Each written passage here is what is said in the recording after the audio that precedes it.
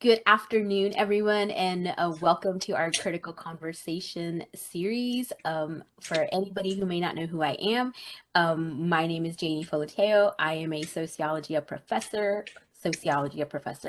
reverse that, professor of sociology here at Lone Star College-Tomball, and I am also one of the facilitators for our DEI certification program. On behalf of the Office of Diversity and Inclusion, we would like to welcome you today to our Critical Conversation series. The purpose of these critical conversations is to encourage dialogue surrounding societal issues, especially as it relates to higher education.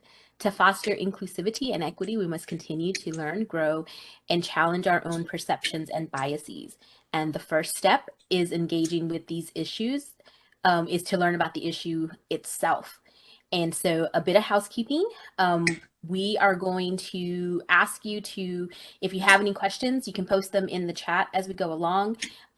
We are going to get through our presentation first, and then we will open it up for questions from the audience. And before I turn it over to Renee, I'm going to turn it over to Mr. Jeremy Kirk.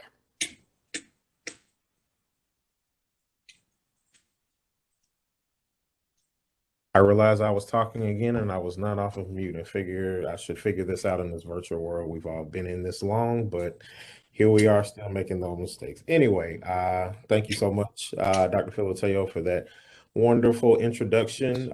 Thank you so much, Mario, for being here today with us to talk about academic freedom, governance, and a changing higher education landscape. So just to give y'all a little background, I think we're on number 7 or 8 in terms of critical conversations right now, dating back to last fall. We've been doing this for quite a while now, and so go ahead. What'd you say, Renee? Okay. Yeah, so our overall goal again is to stimulate the minds of those who come to these critical conversations to just have a discussion and continue the dialogue about pressing issues that are in higher education and also in society as well. So really thankful to Renee and Janie for keeping this up, for the Office of Diversity Inclusion, for COTE, for that partnership there to bring in people that are internal to Lone Star and also external as well. But thankful today that we have one of our own to give us a talk. And so I will not be before you long. Actually, I will make my exit right now. So I think I'm kicking this over to Renee, correct? And then kick it over to Mario. Okay, good deal. Thank y'all for attending again today.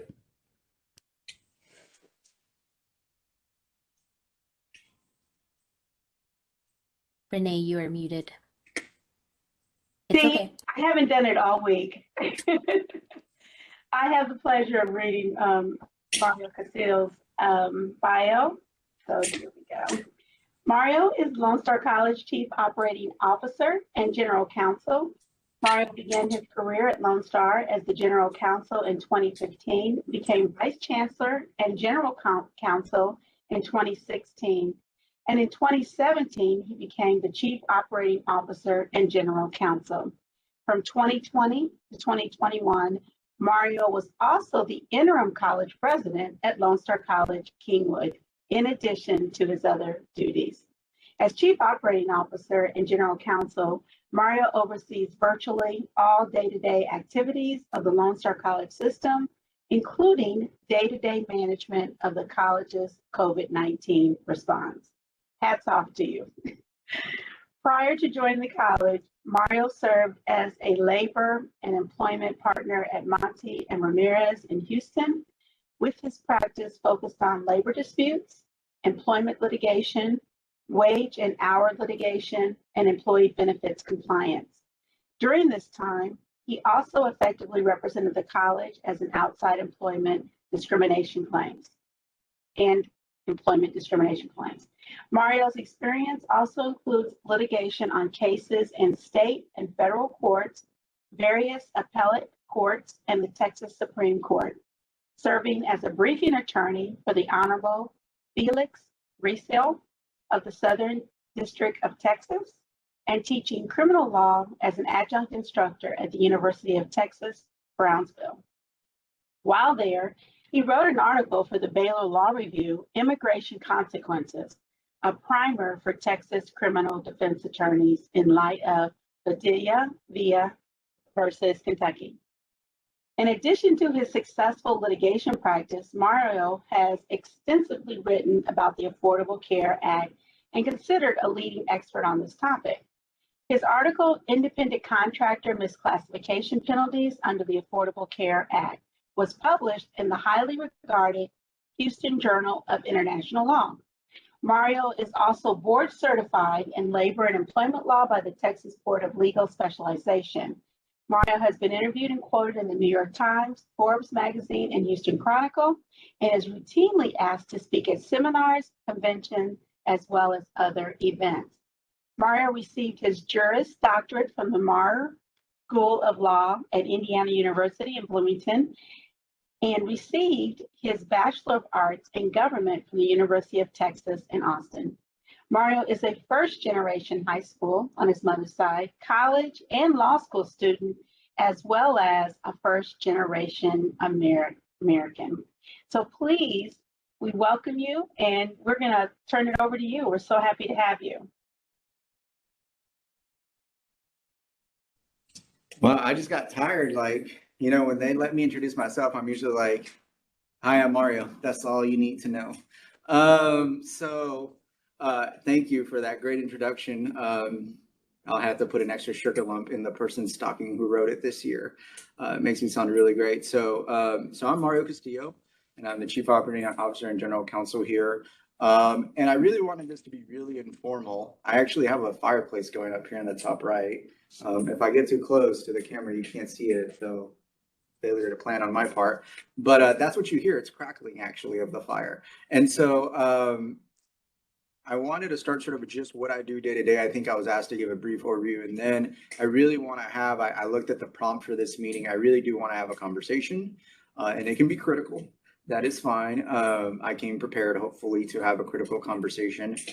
So in my day-to-day operations, I essentially oversee everything other than computers and money.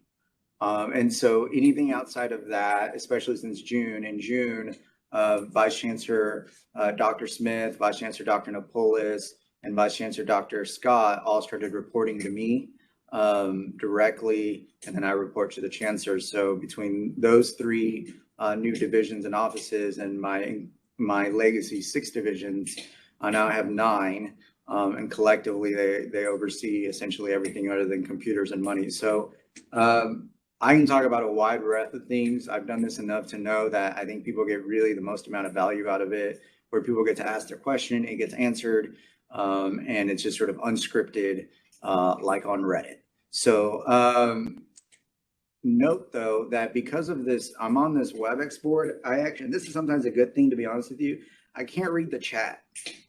There's no chat feature on this thing.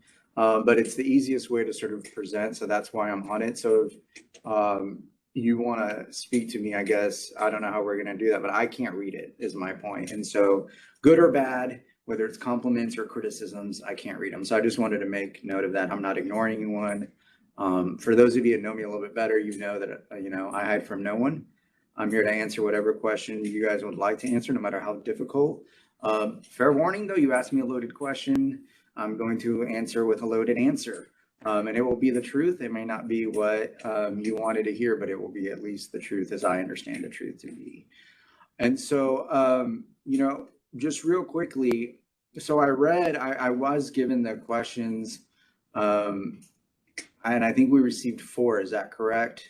We received 4 questions, and this is essentially the way that I can sort of sum up, because I'm reading sort of these questions, and 3 of them at least are all about academic freedom and how it interacts with instruction, and essentially this critical race theory statute, right? So let's start at the very beginning. So if you go to section 5 of the policy manual, and for those of you that are following along right now and you're like, yes, I'm opening up the policy manual and I'm going to go to it, it's page 164. And so on page 164, section 5 talks about academic freedom. And for those of you who don't know, section 5 is the academic section of the policy manual. So if you're in instruction, the one section that you should probably pay a lot of attention to is instruction, which is academic section 5. So if you go to page 164, and I have it right here, I have a copy of it for myself. If you go to to that page, it talks about academic freedom and responsibilities. And so, one of the questions was, do instructional employees have an obligation to essentially not use the worst case scenario example, essentially, that they can use to make a point? If there are not as controversial examples to use or something that's a little bit more benign, does the faculty member have an obligation to use that? And so before I get to that, I think it's really important if you turn to page 165, which is the next page, subsection C, and it talks about challenges to academic freedom. And one of the things that I really one of the main intended results for me of this meeting, if you forget everything else about what I said, remember this: there's only essentially 7 people in this institution that decide whether or not someone rightfully avail themselves of academic freedom, and those are vice presidents of instruction. So if you read the challenges to academic freedom on page 165 of the policy manual, it says challenges to the content of the course may be brought to an instructional employee's dean or vice president. And so the reason I remember, because I helped draft this section in a collective effort with all the VPIs back in 2000. We started in 2016, and we worked on it for about 1.5 years through various dean's councils and VPI councils. And so I remember the reason dean was inserted was to make it clear that that's where faculty adjunct members are expected to go, not the department chairs. So complaints about content in course, or especially as regards academic freedom, are supposed to first be handled by deans and then the VPIs. And so you will note that in the next sentence, it says, and it's just 2 sentences long, it's one of those sections that's really small: the appropriateness of the content will be determined by the vice president of instruction. Right? So a lot of the questions that we get, and we've gotten a lot about CRT in the Office of the General Counsel, we've gotten a lot about SB 8, the heartbeat bill. And so essentially, the same answer applies to both, right? And I sent that answer to all faculty. I hope if you're a faculty member, you should have gotten it. I sent it to the Faculty Senate Presidents on September 9th, but basically substitute SB 8 for what is this, Texas Education Code Chapter 28.002, which is the CRT statute. And it's the exact same model. And so this is how it works, right? So let me I'm trying not to bore you to death. So let me just tell you. So we get a complaint. Someone complains, whether it's to OGAC, HR, student services, the legal department, et cetera, et cetera. It all funnels up eventually in between, depending on the type of a complaint. If it's a Title IX complaint or something like that, it'll go up through OGAC. But eventually, legal always gets involved whenever there is a complaint that makes it to the system level offices about the content of a course, especially if the content of the course is being challenged on some form of legal parameter, right? And so what happens, the first thing that we do in the Office of the General Counsel, invariably, is we contact the VPI. And we say, VPI, we need an official opinion from you as the Chief Academic Officer over this course regarding whether or not this adjunct faculty member, full-time or adjunct, it makes no difference to us, was within the scope of the proper execution of their academic freedom when they were discussing what's the complaint about, right? And so for all of the angst and concern that faculty members, I think, very rightfully have over the last, I'm going on my 7th year now of being the General Counsel, I can tell you that in 7 years, in almost 7 years, I've only seen a VPI not side with a faculty member, many times to my chagrin and unhappiness. Perfectly honest answer, right? With the faculty member, it's only happened once in almost 7 years where the VPI said, no, this faculty member went a bridge too far. It wasn't within the scope of the learning outcomes of the class. There were other models that the faculty member should have used. And I'll tell you exactly what it was so that hopefully no one commits the same mistake. Essentially, this faculty member asked students to, and more or less, and these are my words, to more or less announce their sexual orientation in class. And so obviously there were people in that class of you know, the entire fluidity of gender was essentially represented in that class, and sexual orientation, and people were not comfortable with that. And so that's the complaint, and it was in a sociology class. And so I can tell you that that is the only time that I remember the VPI saying, no, that was not okay. Other than that, and I've seen some,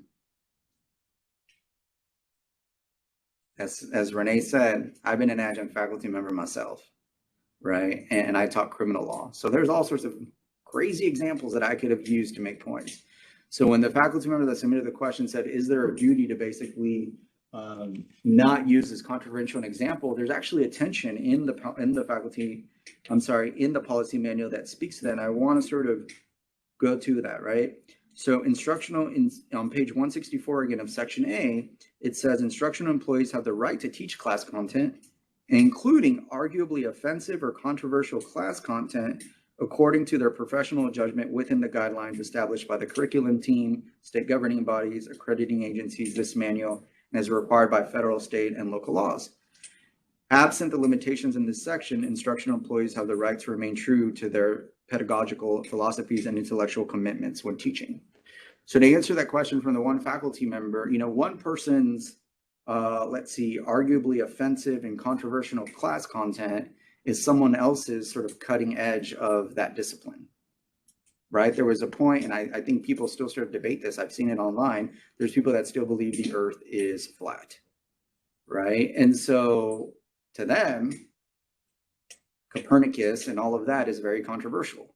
Now, this has been said for hundreds of years, but it's still controversial. And so when that was first taught, right, if you go over to the medical field, when it was about vials and basically using leeches and people started talking about disinfectant and germs, those people were seen as outrageous and arguably offensive, right? If you go over to, for example, cancer treatments, for about 100 years, again, the go-to sort of remedy for breast cancer was a mastectomy no matter what.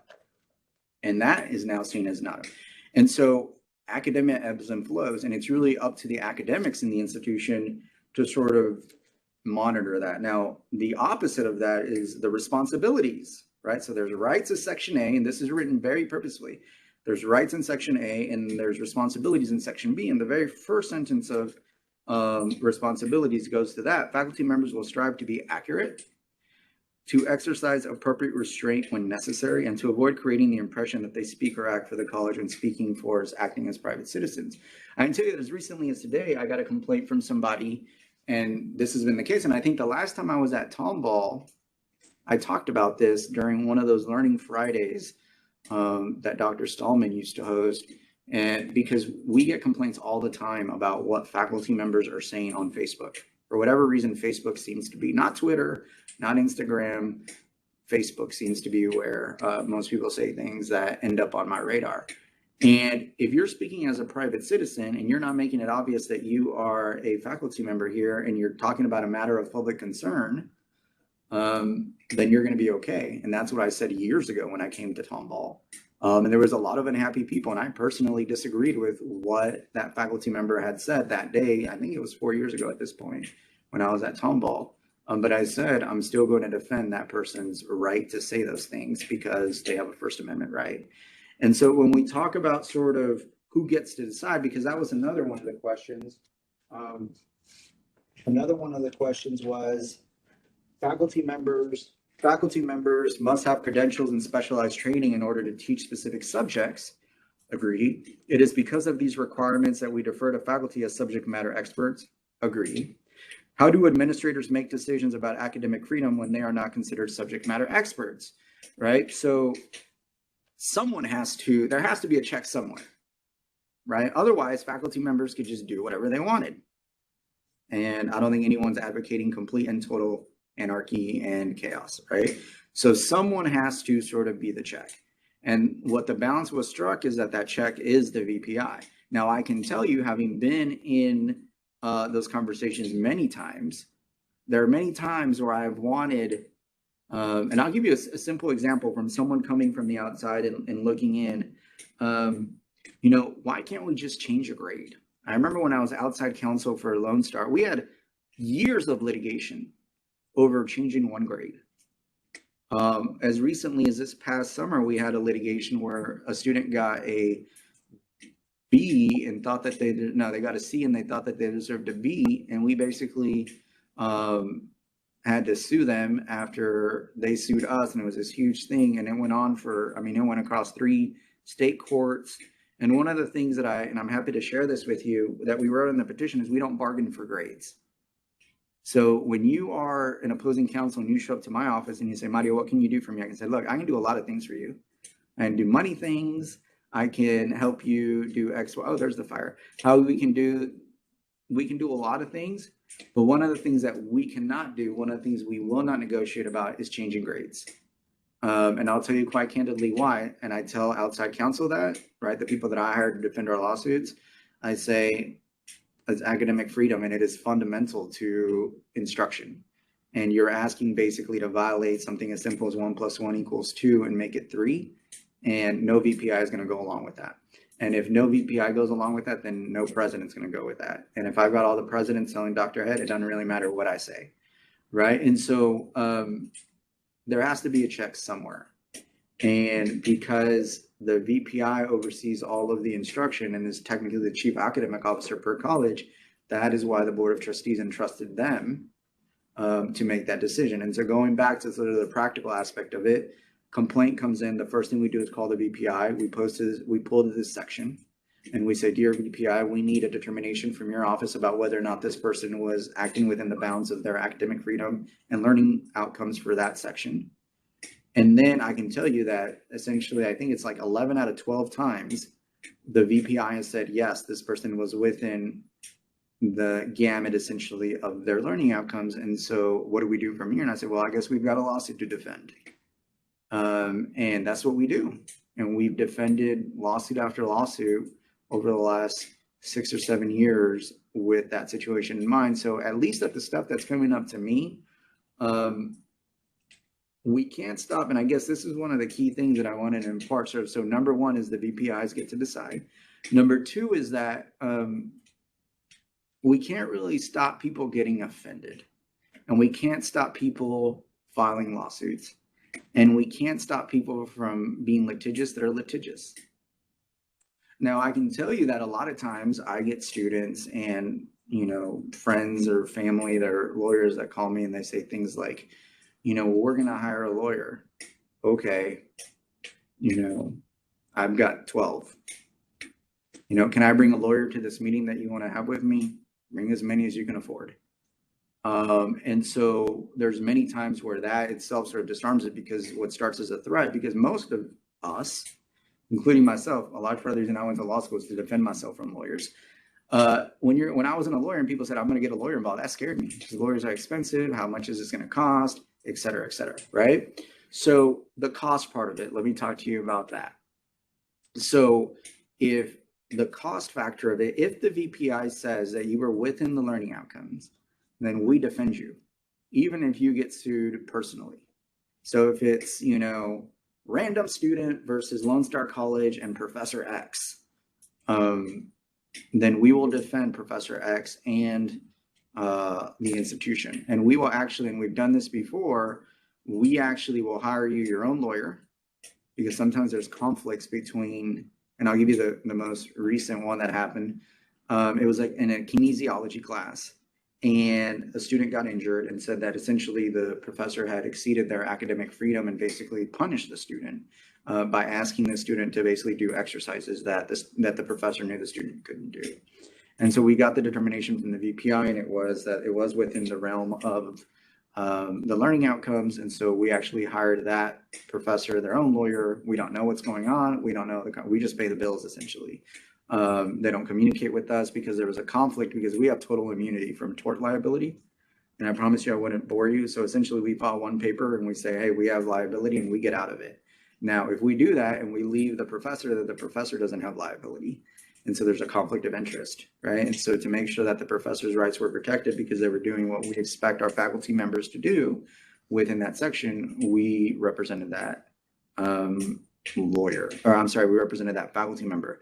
So what do you do, right? Because what do you do with So the next question is, the outcome in Virginia's governor's race was close. Yeah, it was super close. CRT was a highly mediated issue during the race. It's clear that the issue will remain a potent tool for election politics going forward. Our faculty should not be looking over their shoulders when teaching any parts of their courses. So I agree with that. So the solution to that, and what I've recommended, and I recommended back on September 9th to all of the science faculty that were worried about teaching basic biology and running afoul of SB 8, was essentially, if you have any concerns about sort of any of the content that you're teaching, my advice and what I would recommend to you is go sit down and talk to the dean and the VPI and say, hey, I'm going to teach this class. This is what I've always used. Do you think we're going to have any problems? Do you think it's within the learning outcomes? And under section, if you go to page 165 in the Office of the General Counsel, ask you to write an opinion about whether or not this is within the learning outcomes, what would you write? And it's better to have sort of that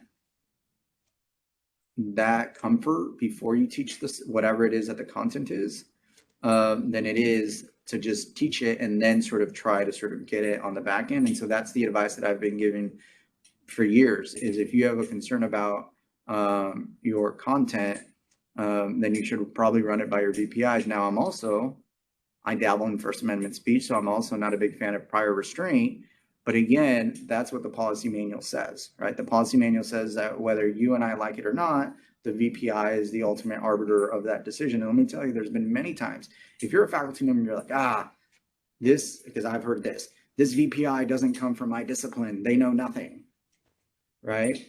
Got it. But they also know nothing about the law, right? And I still got to work with them. And so when they tell me things like, well, we can't change this or that or the other, then I'm like, do you understand that I'm gonna have to fight this for years and years? I mean, I'll give you an example. I once fought a faculty member for 8 years. 8 years. 8 years of my life gone, and this faculty member's life gone, over whether or not they were SACS credentialed to teach the class that they wanted to teach. And so this faculty member had basically made the assumption that they were eligible to teach a class. New dean comes in and says, you're not eligible to teach that under SACS. Lawsuit breaks out in 8 years. And think about, we could have all saved ourselves 8 years of trouble if we would have just had that conversation. So it's not ideal. I'm not a big fan of prior restraint, but it's what the Board of Trustees has outlined for us to do. And so that's my advice, is that you check with the dean and the VPI. Now, my hope, if you're a dean or you're a VPI and you're listening, is that, again, it's not so much about whether, because again, the policy manual says that they can teach, faculty members can teach things that might be arguably offensive or controversial. So if you just say this is arguably offensive and or controversial, it's not going to be enough.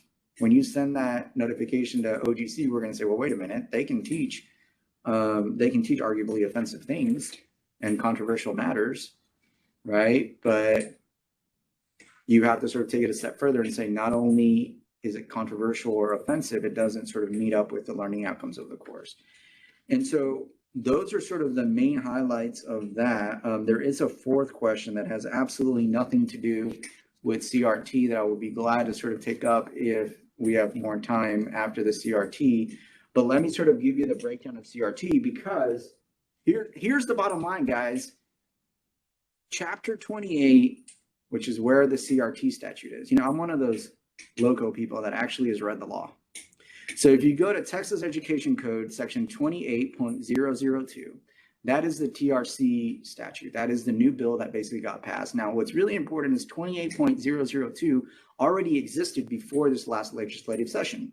So what they did is they said, and by they mean the state legislature, what they did is they said, we're going to insert some sections into the statute that already exists. And the reason that's really important, folks, is because that statute is for K through 12 people, right? And it specifically talks about curriculum design, right? So if you want to talk about curriculum design for K through 12, then that's where sort of the CRT limitations come in. And it's actually a really interesting statute, just as someone who reads statutes for fun. I told my wife the other day that I was reading the transportation code just for fun, and she rolled her eyes at me. So yes, I'm one of those people that just read statutes for fun. What's really interesting about sort of this, what's called now the CRT bill, is that the first section of the amendments are all these things that you have to teach. And they basically surround American exceptionalism. And then the next section, and what's really funny is that, like, well, not funny, what's really odd is that that section then isn't applicable until next school year. They gave that instruction, we can wait a whole other year, right? Now, the next section, which is H3, which is collectively the CRT, right? And one of the things that's really interesting, if you read it, is, unless I missed it, it never actually says CRT. So you have to know what CRT is to then be like, piece A, piece B, oh, this is CRT. That is what I'm cooking with this statute, right? And so if you look at the items individually, what's interesting about that section, it says, these are the things that you cannot require, and this is the key part, a state agency, which we are not the TEA, because that is how state agency is defined in that statute, a school district, which we are not, because school district is defined as a district that offers K through 12 education, an open enrollment voucher or charter school, which we are not, right? So that's your I schools, for example, right? So we're not. So it says these are the three groups. You're not allowed to do this. And if you're looking for sort of a where do colleges sort of get their curriculum design from, that's actually a completely different section, completely different chapter, and it's in chapter 130 of the same Texas Education Code, and I believe it's also 0.002. I want to say. Let me check. That's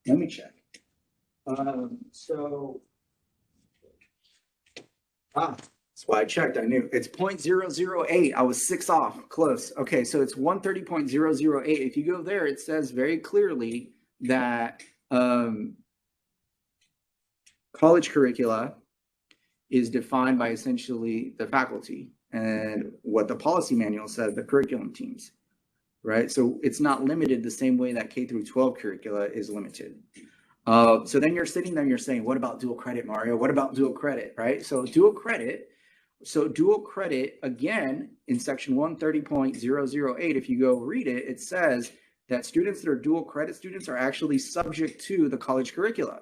That is why for FERPA, for example, as soon as a dual credit student sits in a college class, our FERPA rules control, not the high schools, right? And so that's a really important distinction, that the curriculum, which again, remember, by knowing that 28.002 already existed and that they amended something, you got to go read the beginning, because if you just pull up the bill, it's like reading the second paragraph of like a 10-paragraph thing. If you miss the first paragraph, you miss kind of what the story's about, right? So if you go read the first part of 28.002, it talks about K through 12. And so if you just read the House bill in isolation, then you're not going to pick up on that, right? And so when you go read 130.008, it talks about how dual credit students actually are taking the college curricula, which is then it does not reference 28.002. So the curricula is developed differently. So to give you even your more money's worth, the really like the next level. So, okay, Mario, it doesn't apply to us at Lone Star. What about dual credit? Then what about a harder question is early college high schools, right? So early college high schools, that is K through 12 instruction, right? And so there, the curricula is a lot tougher. And so there, it can't qualify, essentially. The college cannot define it. That's the whole point. It's early college high school, not early high school college, right? And so early college high schools, they are defined by the K through 12. And I think those folks have a lot sort of harder row to hoe. But for dual credit students, which is most of our students, and our students, faculty define the curricula through curriculum teams and not section 28.02, so 0.002. So no matter how interesting of an intellectual pursuit it may be, doesn't really apply to us. And I think that covers all of the CRT questions that I got and sort of how it applies to us and what happens if someone complains about something that you're teaching. So I guess, can I open it up to questions? Is that allowed? Yes. And I have one in the chat as a follow-up. Did the Texas legislature pass a recent law indicating teachers give deference to both sides in K through 12 when discussing current events? Yeah, so that's part of 28.002. It's the same law. So if you go, and that's why I started with that. If you go read the statute, it's like these are the first part is these are all the things we want you to teach, right? And then there's like a middle section that's like, if you're going to teach some of these things, this is what you have to do. And then there's a third section that's like, please don't teach these things. And by please, we mean do not, right? And so in that middle section, it talks about how if you present a certain topic, there is a section in there. If you present a certain topic, you have to give essentially fair airing to both sides. So that is true. Yeah, here it is. So in section 28.02, let's see if I can find it. Here we go. Here we go. So I'm going to read it straight from the statute, people. Look, here's the camera so you can see straight from the statute. All right. So straight from the statute, a teacher who chooses to discuss, notice it doesn't say professor, it says teacher. A teacher who chooses to discuss a topic described by subdivision 1 shall, to the best of the teacher's ability, strive to explore the topic from diverse and contending perspectives without giving deference to any one perspective. So I'm guessing that is the section that is being made reference to. And so what is subdivision 1? A teacher may not be compelled to discuss a particular current event or widely debated and currently controversial issue of public policy and social affairs. And that's on page 4 of House Bill 3979. So if you look at it, or chapter 28.002 section of the Texas Education Code, if you look at it, it basically says you don't have to teach this stuff. But if you go there, if you teach that stuff, you have to sort of give what it calls diverse and contending perspectives without giving deference to any one perspective. And that's exactly what the statute says. So excellent question.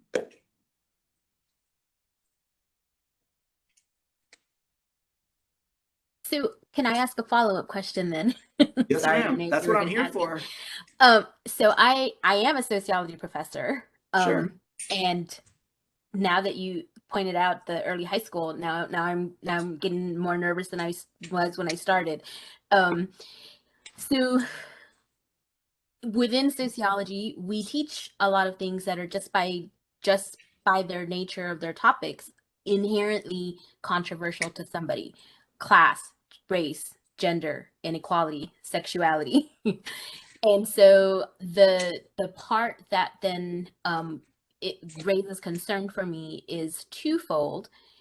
Who is defining perspectives, right? Because from how I teach my class, I might full well think this is from multiple perspectives because it's from multiple sociological perspectives, but how folks who are in the class, they may not understand that it's from different, right? It's not how they define perspectives.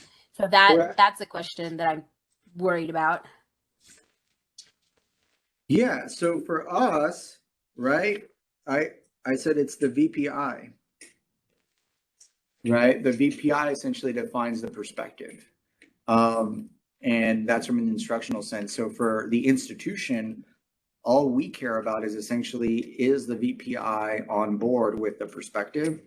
Because I can tell you that if it's 11 of 12 times the VPI has sided with the faculty member, I can't remember in any of those 11 times the student or the parent, because it's usually a parent, the student or the parent saying, you know what, the persuasiveness of the VPI's opinion has completely transformed my opinion. I am on board with what they're saying. No, they maintain that it's violating something, right? And so even then, what I'm trying to sort of provide comfort is, and this goes back to sort of, we cannot stop people who are going to get offended. We cannot stop people who are going to file lawsuits. So the best course of action for a concerned faculty member is to be on the same page as to the learning outcomes and the models that you're using. And now I'm wading into things that I don't know about and I don't get involved, which should be comforting to y'all, that I don't get involved in sort of what the instruction is. But I will tell you this, professor, that sociology probably has the best argument for using those models, right? So if you're teaching a chemistry class, for example, and you're talking about racism, I'm not saying it's impossible, but you've got a much tougher road. And we've had that, by the way. I had a chemistry professor once bring up the Hateful Eight in a conversation with another faculty member in the class. student overheard it, complained about the quotes because this faculty member was quoting the language from that movie. Faculty member tried to say that it was part of the instruction. And I broke it down. I said, look, if you were talking about the chemistry of the chili in that movie and what led to the poisoning, got it. Makes reference, right? But if you're talking about sort of linguistics and in a chemistry class, it's a tougher stretch. But even then, went to the VPI and said, what do you think, VPI? And that was one of the 11 times that the VPI sided with a faculty member. I guess, does that help? I'm not going to provide comfort that I can't, but I'm trying to provide context of how that decision would be made. Is there ever a situation where it's the VPIs collectively having a discussion about something, or is it always only the VPI at the individual campuses? I mean, I can't tell you what the VPIs do. I will tell you because I don't talk to them about this kind of thing because I don't want to influence it. Right. And so that's part of sort of I stay in my lane. Right. I don't like it when faculty members, for example, with EDDs or PhDs that took that one higher ed law course come and try to tell me how to run the general counsel's office. Right. And I've had people do that. I don't like that. So I'm not going to go into your academic sphere and sort of be like, well, I took a college class once, so I'm an expert. I don't. So I don't get involved. But what I do know is that multiple times I've had VPI say, have you ever had another VPI go through something like this? Because I'm looking for like a template or a go by or something to where I can, because we ask for formal opinions. It's not just an email. It's a formal opinion. And so when we tell the newer VPIs or a VPI that hasn't done it, that they're like, well, who can I go? And now what happens between them? I can't tell you. I can't tell you what happens in VPI council when I'm not there. I've never seen discussion between them, but I would gather that, and you know, that was one of the really cool things about being a president is that I had 6 colleagues to call and sort of bounce ideas off of, which I don't as COO and general counsel. And then so if it's happening at the presidential level, I would imagine that VPIs also sort of bounce those ideas. Now, is it a formal thing? No. Do we put it to a vote? No, because it's not a popularity contest. It's not an election. Majority doesn't necessarily win. It's whatever the VPI thinks in that over that group. Oh, and that reminds me, because we've had this, it's the VPI where the class is being offered. Because that, see, even that's come up, right? Well, this is my VPI. It's where the class is being offered. That is the VPI that controls the content determination. Dr. Haggerty, you came on. Did you want to share anything? I said, yes, there's many times where VPIs have conversation in context for troubleshooting, I think like any other level would do. And, you know, that would be a practice that I would definitely seek, not only to my president, but my colleagues across the system. And I've troubleshooted just in general. Mario knows.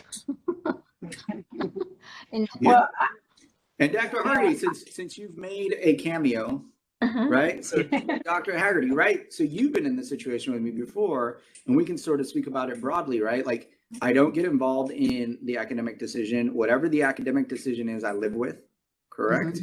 Yes. Okay. And so that should be comforting that we truly believe in the Office of the General Counsel that we need to stay in our lane, which is law, and we let the academics sort of fight out whether or not something is within the discipline or the learning outcomes. For better or for worse. Yeah. And I agree. It's not going to be a silo conversation. I think 100% of the time, even at the dean level, I think there has been direct conversation with faculty. So Janie, you know, whoever, concerning as the new VPI at Tomball, I know I'm getting to know everyone, but the practice is, as Mario mentioned, there will be conversation if there's anything of question in a classroom and content. I respect the expertise.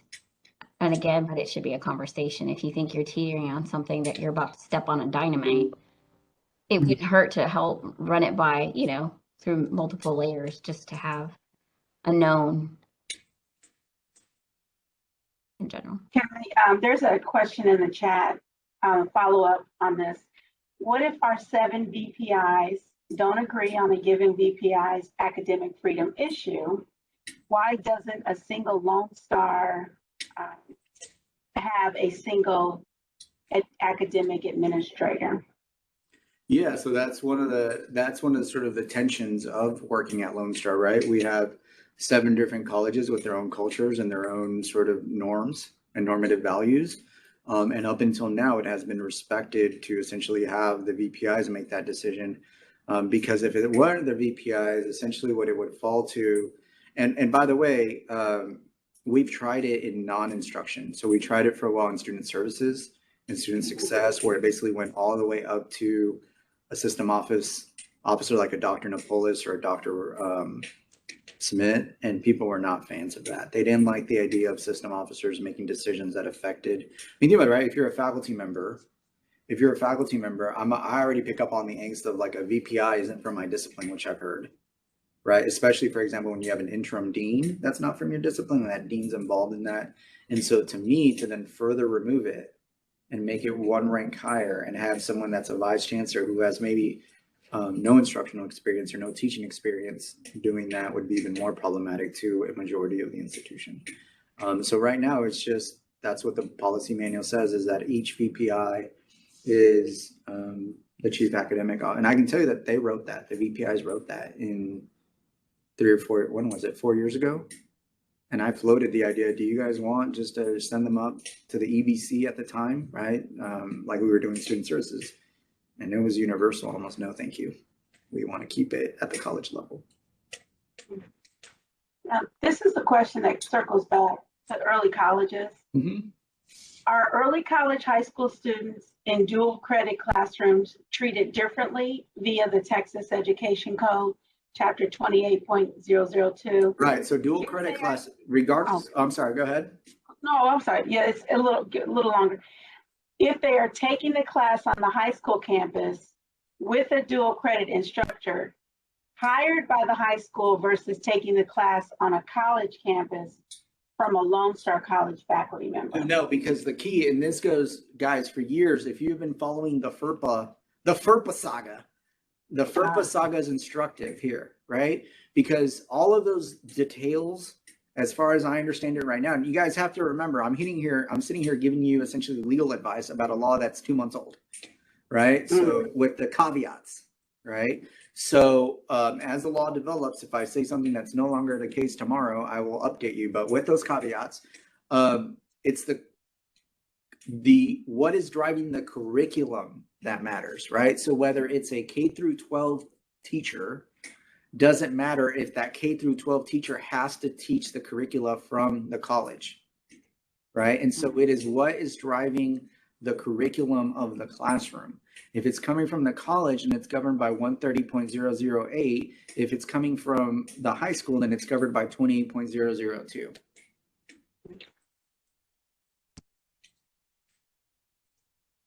This is great discussion. Would anybody else like to have a comment, question? Anyone else? If not, I'm going to go to this. I promise. Someone who's probably on the set of on the edge of their seat waiting for their non-CRT question to be answered. I will answer that question, but I want to make sure that we respect the space that was created for a CRT and academic freedom discussion. Oh, we do have some, I think. Sure. Amelia? Yeah, can I ask a quick question? Sure. How common are these disputes between faculty and students? How often do you get those complaints? So that's another conversation that we had. We usually get them in November, December, right around the times that y'all post grades. We can always tell because that's when the legal complaints start coming in. People generally don't care, and I say this with, so we average probably about 1 a month at my level is a good average with a high distribution around grade releases. Because when people have problems and then they don't get the grade that they want, and I've had people get A's, by the way, that still complain, and I'm like, you got an A, move on, and they're still like, no, right? So it's really around sort of when grades get released, that's when we see an uptick. And so, but if you spread them out across the year, we're probably averaging about 1 a month. And again, that's when we go to the VPIs and have them make a determination. But even that, like, think about it, not everything makes its way to me, right? So one of the things that the VPIs and the deans were very clear about was, Mario, you see like this much of it, we see this much of it, right? So I don't want to read too much into that comment, but We get about one a month, I would say. But just for, because this bills, I teach government, so they bug me a lot. So just so I know, it can only go through to a suit if it goes through you. Is that correct? Right, because that's usually how I find out. Okay. Right. So if you have someone that's like, I'm unhappy, but oh well, move on, I would never know. There's no police that's policing this. Right. So the only time I find out is when someone shows up and wants to play Johnny Lawsuit. And then it's time to saddle up and I say, okay, well, what are you going to sue us about? And that's when, but no, I'm sure there's a lot of people that are offended that do what the rest of us do, you know, go home, watch TV, walk our dogs, do whatever it is that we do when we get offended and not file lawsuits. And so I only hear about them reactively. We're not proactively searching content out. No, I'm not. I'm just assessing my risks here because. Okay, no, I get it, but I've done this enough to know that I got to be really clear about what it is that I'm saying, because then people start quoting me, and I want to make sure we don't police. The only time we find out in OGC is when someone shows up with a lawyer or threatens to show up with a lawyer, and then everyone freaks out and says, this is legal now, and sends it to us. All right, anyone else? Yeah, Ginger, she has something to share. All right. Of course. Hi. Hello. I just wanted to ask really quick, because you've said, you know, that once it gets to your level, it's usually, you know, one or whatever, but when you have a group of students that might, and this is just a scenario, if you have a group of students that might decide that they don't like a particular assignment or whatever it may be in the class, what would be our best avenue to tell our adjuncts? Would it be best to let our adjuncts know if you have something like this happen, then, you know, what would be your response to the students? Would you say go to the dean, or, you know, what would be the response to follow that chain of command so that we do get to the VPIs now that we clearly understand that the 7 VPIs are truly the ones that deal with these academic freedom issues? What would be the procedure there, just so we can have a clear picture and guide Sure. our adjuncts?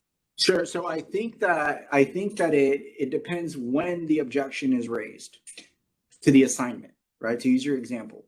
So for example, if the objection is raised early enough to where the assignment can be changed, a lot of times the ones that come up to me, because you notice I said one a month, right? Yes. But I only told you that I've only got about 11 opinions from the VPI. So that's inconsistent because I've been here for 6 years. So where is the consistency, right?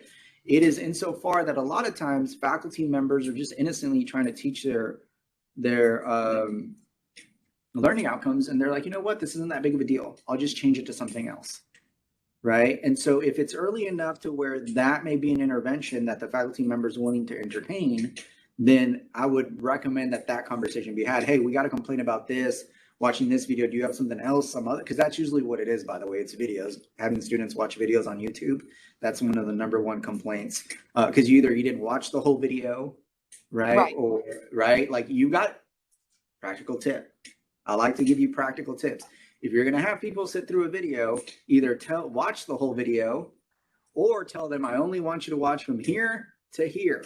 Don't just drop the link and say watch this video, because there's been a lot of times where I'm like, so this video started this way and it was fine, and then at minute and a half it turned into this other thing, and the faculty was like, oh my god, I had no idea that it was this other thing, right? And so if it's early enough, Professor Frey, my recommendation would be that you have that very sort of, is this a big deal? Is this a hill that you want to die on, essentially?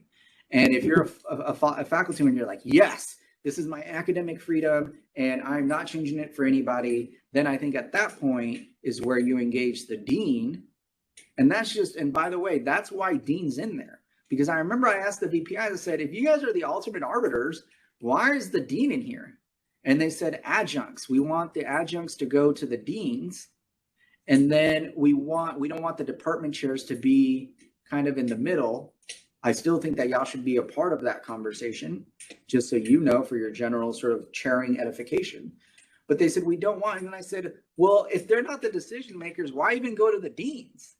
And it was this argument, again, this is where I heard, well, a lot of informal conversations don't even need to be brought to the VPI. Essentially, the VPIs don't want to get involved if the dean can somehow resolve it. That was #1. #2, which I think is, and that's a good argument, and #2 from the VPIs, that was also a good argument, is no one likes it when people jump ranks like that.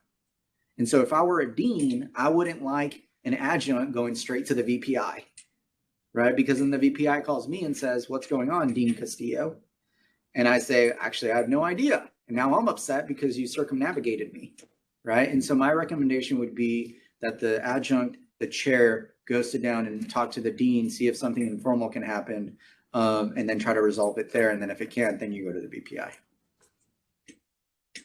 Great, thank you. I appreciate that. We have about 4 more minutes. I think we have time for one more question. Okay. Comment?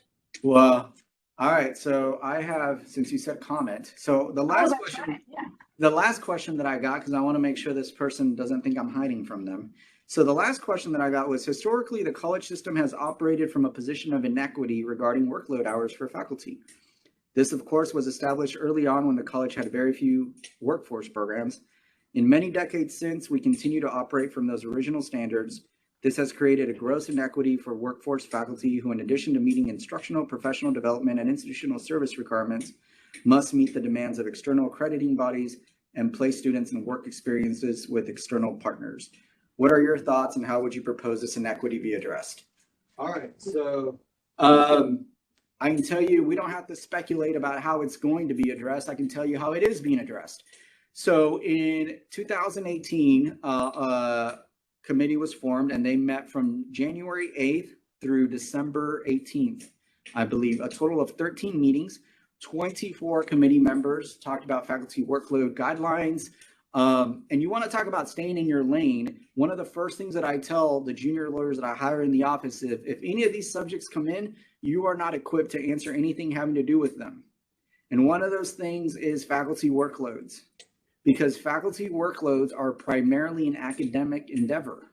So to the extent that workloads need to be amended, it has to be by the academics of this institution. So hence the 24-person committee to effectuate this. So those folks met 13 times during 2019. Between January and February, I guess someone was drafting the draft report, sent it to Chancellor Head on February 28th, which for those of you that are keeping track, that's February 28th, 2020 at 3:21 p.m. Literally the Friday afternoon before COVID-19 changed the very way that we run our operation here. And so it just got put on the back burner. I told you, I'm not going to lie to you. I'm going to tell you the honest. So it got put on the back burner. And so in June, when I took oversight of academic affairs of academic success, Dr. Wright and Dr. Jones, Faculty Senate presidents brought this to me. And in full transparency, I told the Faculty Senate presidents, I have no idea what you're talking about, but I will find out, right? And so what happened is I did read the report. I read it myself, and then I took it to Chancellor Head in early September. And I got approval to have that standing committee. Oh, I buried the lead. So after years of work, these 24 people, essentially their grand recommendation was, we need a standing committee. This problem is too big. We cannot solve it, even with 13 meetings, right? So we need a standing committee. We don't want a one-shot thing. We want someone to continuously review it. And so they recommended a standing committee. And this task force, I guess, recommended that that standing committee have particular members. And that was fully adopted. So if you have a copy of that report and you're curious about that, the only amendment, there was 2 amendments that Chancellor Head made. Number 1 was he said that the senior associate vice chancellor workforce has to be on that committee. And number 2, he wants faculty workloads reviewed every 3 years. And so as recently as last Thursday or Friday, actually November 5th, I spoke to Dr. Jones and I told Dr. Jones that we needed to get together, convene the VPIs and have that committee fleshed out. And so what should be done about that inequity? I think that faculty members and academics are in the best position to solve the issue. I think they've identified what needs to be done. The standing committee has been recommended by the task force. That recommendation has been adopted by the chancellor, and probably at the next VPI meeting, Dr. Jones or Dr. Smith will show up and ask for who should be on those committees. And so to the extent that you're a faculty member that is concerned about that, I would follow up with someone on the standing committee. All right, ma'am. Yeah, thank you. Well done. All right. Well, we really appreciate you so much. You were very candid, very honest, very open. So can we give a round of applause? Can you see our reactions? Our I can't clapping? see. Oh, look, the little hands, they're all coming over. Yeah. They look like little doves flying across it. Oh, look, I even got a little horn. Thank you. And a few smileys. So Yeah, you you got guys, quite thank you very, very much for your time. We really appreciate you. And I learned a lot. So I think that a lot of things were put out in the open and honest, and that's what we wanted to happen. So thank you. all right, you guys have a great day. Thanks for having me. Okay, take care. Goodbye, everybody.